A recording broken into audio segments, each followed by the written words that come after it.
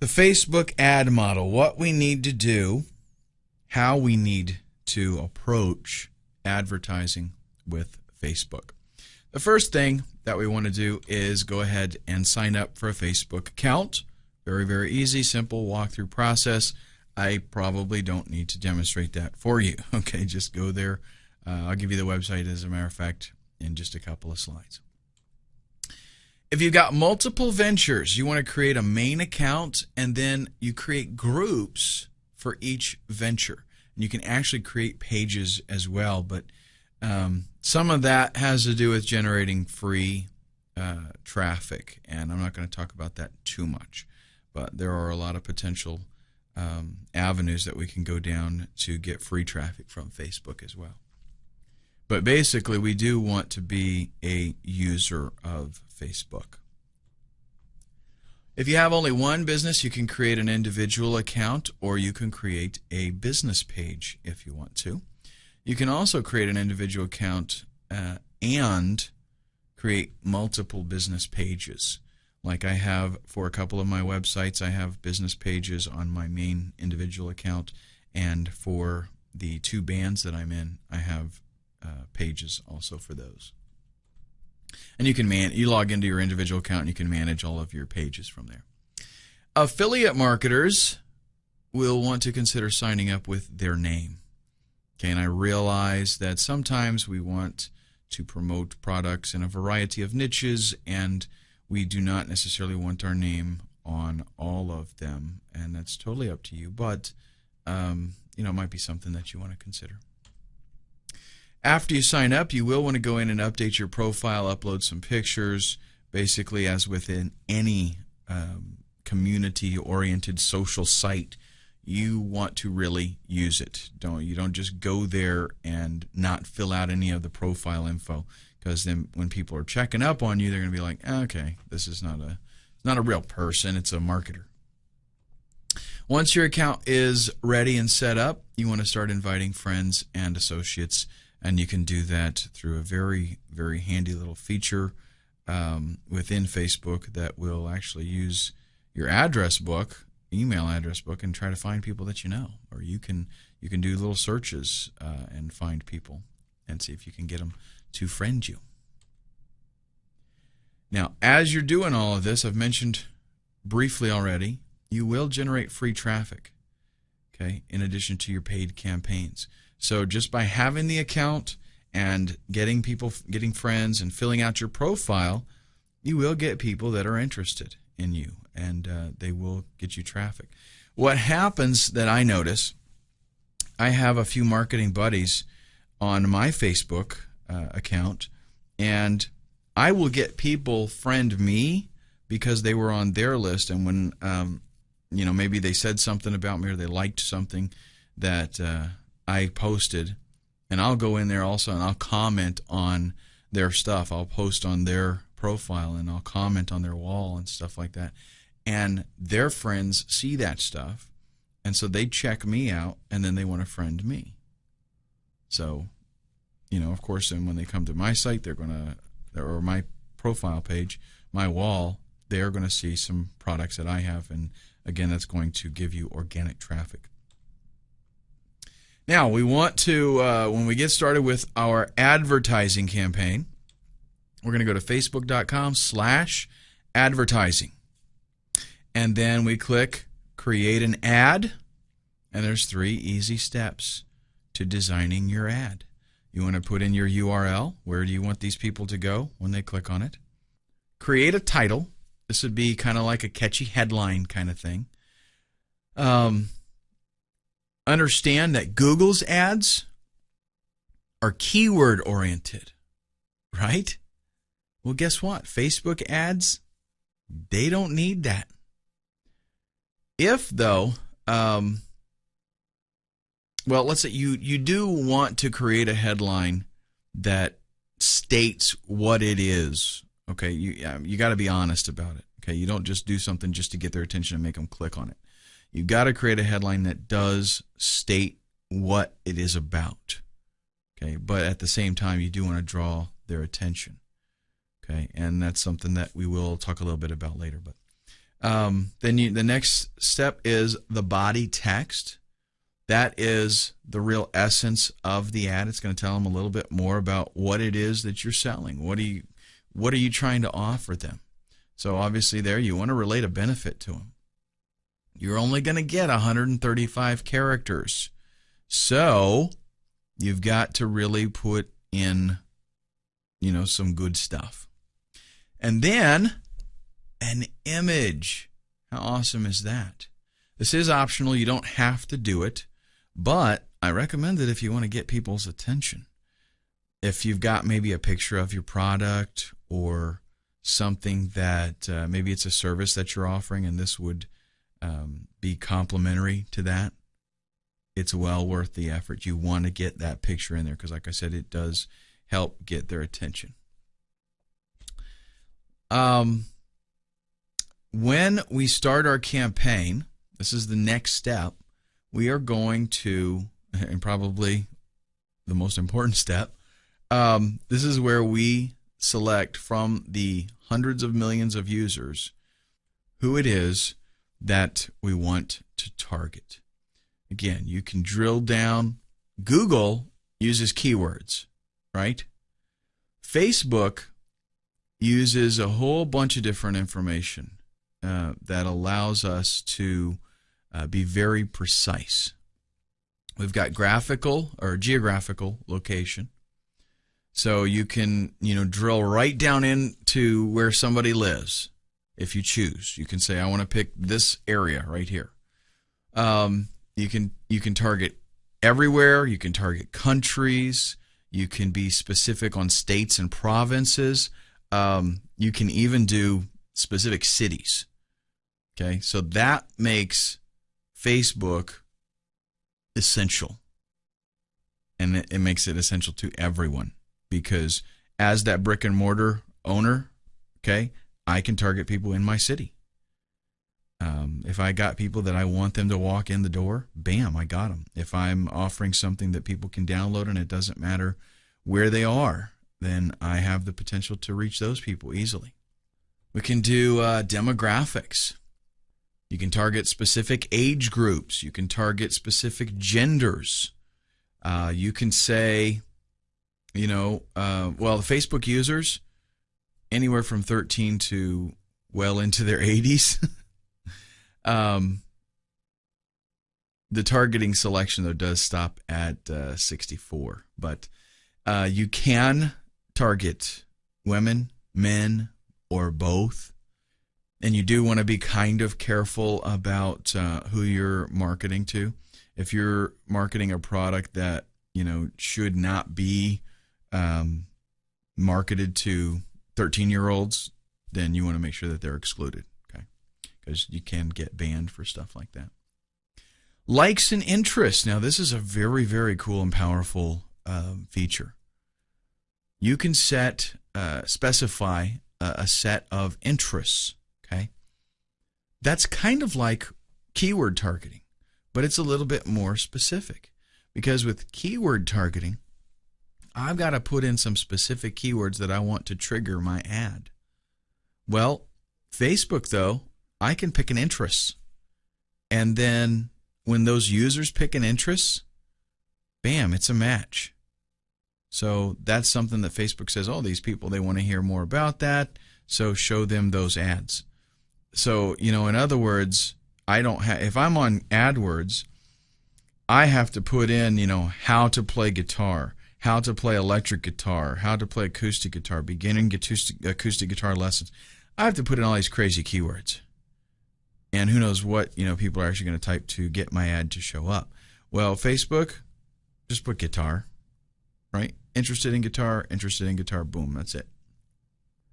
Facebook also offers some advanced targeting. Birthdays.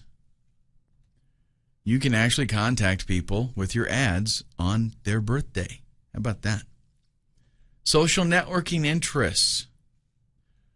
You can find users that are looking for some type of relationship, whether it be business or personal. Relationship status. This lets you see if somebody is single, married, if they're engaged, if you can even see, when you're on Facebook, you can see who they're in a relationship with in a lot of situations. The benefits of that, phenomenal if you're in, a niche that deals with that kind of thing. In other words, why in the world would you want to promote your dating website to somebody who's married, right? So there's no point in that. So that's going to, allow you, again, to better target your ads. Language. You want to hone in on people that speak a certain language. Let's say you've got a product, a software product, and it is in 3 different languages, Spanish, German, and English. So what can you do? You can make sure that on Facebook, you want to promote your Spanish product to Spanish-speaking people. You have that ability. Education and work background. You can target people of certain education levels, or things, maybe places that they have listed for their workplaces. And connections. This is a pretty neat feature. Whatever people's connection is to certain pages or to groups or events or even applications. So you can target people who are not connected to a certain page or event or application. And it's possible to hone in on friends of people with that desired connection, the thing that you're looking for. So you can hone in on friends or associates of people that have the connection that you're looking for. So really, again, a lot of potential there. Now, up next, in signing up as an advertiser, we're going to talk about some scheduling and bidding, stuff like that, and just some things that you need to fill out. One is currency, and this is the currency that you'll be using for bidding. So you're going to specify that.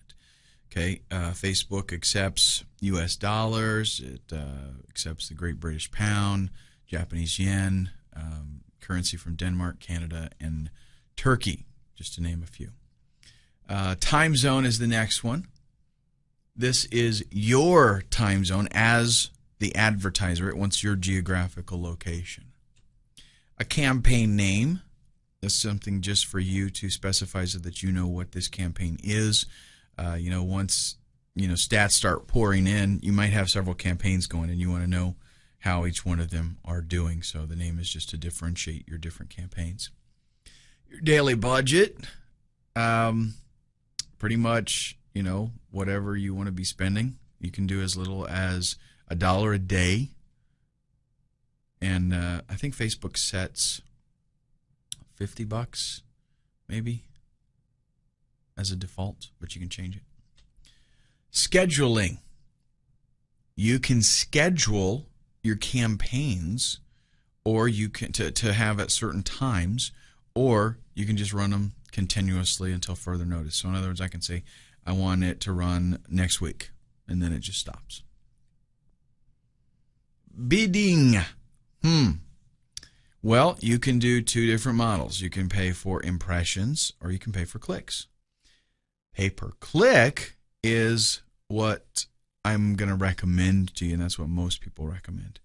That means that it's going to depend on how well your landing page converts, how good that does. In other words, you're going to pay whenever somebody clicks, and hopefully your landing page converts well. On the other end of it, on the impression model, you're going to pay for the number of impressions that you get, whether somebody clicks on it or not. So if you got a fantastic ad that gets lots of clicks because it's so cool, then that's great. But you're not going to know that until you get some stats. So it's a good idea to do the pay per click first. Just like with Google, it will offer you some information like a suggested bid amount and an estimate of how much traffic, how many clicks you're going to get per day. After you make your selections, you fill everything out. You are then going to review your ad, check out your demographics and your budget, make sure all that's good, and then once you pay, your placement, your advertisement is going to start immediately. Understand, ads can be refused. So even if your product itself is okay, even if the niche is all right, even if all that is good, the ad itself can be refused. They can just say, hey, sorry, come up with something else. The targeting that Facebook allows is going to even apply to your own account. And if you haven't been using Facebook for long, or if you haven't noticed this, you want to kind of pay attention to what we're going to talk about here. The fact that they collect so much valuable information on a personal level means that you're going to start, noticing that even in your own account, the ads that are shown there are targeted. So next time you use Facebook, if you haven't noticed this before, take a look at the ads and think about, wow, that's something that I'm interested in. That's something that I've looked at, because that's what's happening for everybody else. So advertisers can target any age bracket. They can target certain genders. They can target interested niches that you have, certain languages, education levels, all these things. And understand that it's not, it's not just because I put guitar as an interest that I'm going to see guitar ads, okay? But it is because of my age, right? Let's say that I'm 22 years old. Ads that I'll see are probably going to be relevant to my age. Or maybe I'm a male, so pay attention to the ads that you see. Are they, you're not going to see like ads for Avon, okay? Obviously, niche specific things you are going to see. If you're an English-speaking person, you're probably not going to see German ads. So there's a lot of potential there for getting to just the right person. Now, to get qualified, targeted traffic means we've got to get noticed. The quality of your traffic is very, very important to the success of your campaign. And if you're kind of new to this, you might not understand how important this is. But I mean, from online business down to brick and mortar shops, let's say you sell just whatever odds and ends kind of stuff out of a store, okay? The kind of shoppers that come into your store are going to dictate how well you do, how much you sell. If you've got, let's say for an example, let's use a bar, for example. If you've got a biker bar, there are certain kind of people that probably aren't going to go in there, right? And if you've got a country bar, there are certain kinds of people that are not going to go in there. Same thing with restaurants. If you are a Mexican restaurant and somebody that doesn't like Mexican comes in with a group of friends and everybody sits down to order, they're probably not going to, they might just say, I'll have a salad. Okay, it's going to reflect your business. Getting the right kind of person in your doors is very, very important, online and offline. Google tries to do this with keywords. Facebook does it with personal information that they have collected. So, getting your ad noticed, well, maybe they don't necessarily click on your ad, but just the fact that this is something that is probably going to be of interest to them will more than likely mean that they're going to at least read it. And I notice this myself, that, when I'm looking at some site, whatever the site is, if there's an ad for something that I'm interested in, I will at least notice it. If I see a guitar on there, I'll at least read the ad because it's something that I'm interested in. So getting noticed is a little bit easier to do with a site like Facebook, where we can know I'm promoting something here that this individual that's looking at my ad is interested in. We need to get more clicks, because the more traffic we get, the more sales we're going to make. Getting our ad in front of people that are interested and getting more clicks means higher ROI, higher return on investment. And this is what everybody wants. They want to spend less and make more. Since the people that are seeing your ad, they're on Facebook, since they are already in a category of being interested in the product or service that you're offering, then there's a greater opportunity that they're going to check it out. And how do they do that? They click on the ad and they come to your landing page.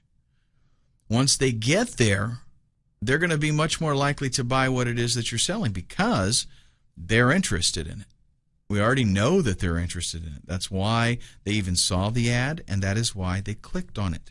So the likelihood that they're going to make a purchase, pretty good. This is what we're talking about when we talk about qualified traffic, when we talk about high quality traffic. The people that make money spamming, they don't make as much as they would if they were able to have an email list of people that they know are interested in what they're selling. What they try to do is try to get people to come to a website. They mass mail people, and it's illegal, right? It's bad. Everybody hates it. They try to mass mail people and get them to click and come to their website, not having any clue if they're going to be interested in it or not. Okay, and yeah, they do make some money. But if I send out 100,000 emails to people randomly, okay, and they come and click and come to my website, who knows how many of them are going to be actually interested? I might make 100 sales. Whereas if I had 100,000 people that I knew for a fact were very interested in my product, how many sales do you think I'm going to make? I could make 10,000 sales, 20,000 sales, because these people are interested. They're qualified. It's a higher quality of traffic. And everybody knows, it's better to have qualified traffic than just numbers.